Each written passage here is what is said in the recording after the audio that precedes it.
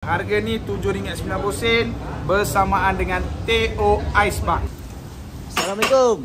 Ya bang, salam bang. Nasi kandar tu. RM7.90 nak try? Kuah Okey. campur boleh? Boleh, kuah campur. Boleh bang. Ni Nasi kuah sur. ikan. Nak banjir tsunami ke nak ringan-ringan? Ringan-ringan. Ringan-ringan bang Tapi nak manis-manis sikit lah. Okey bang, ni kuah lem sheng. Ni kuah lem sheng Itu dia. Lagi bang? Okey, ni kuah sotong bang. Boleh kuah sotong. Kuah sotong. Ini kuah Apa bunyi tu?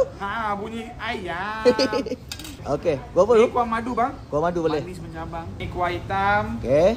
Lepas tu kita ada kuah ayam bawang. Kuah ayam bawang. Kuah ketam bang. Macam mana bunyi ketam?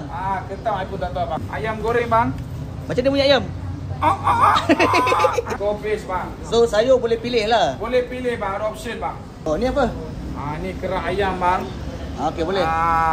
Goreng kita buat sendiri bang. Ni bawang goreng kan? Dan juga yang tidak ketinggalan, kita punya sambal nyoh bang.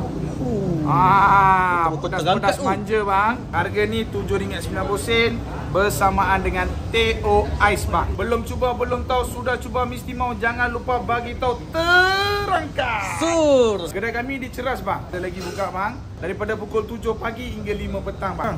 Nama kedai dah kari kepala ikan Ceras. Apa? Takkan tak nak kepala ikan? Kepala ikan merah atau jenahak merah. Oh. So yang ni harga promo 2 orang boleh makan bang dengan harga RM29 saja. Tiada gigitan nada ceritaku, abang muda.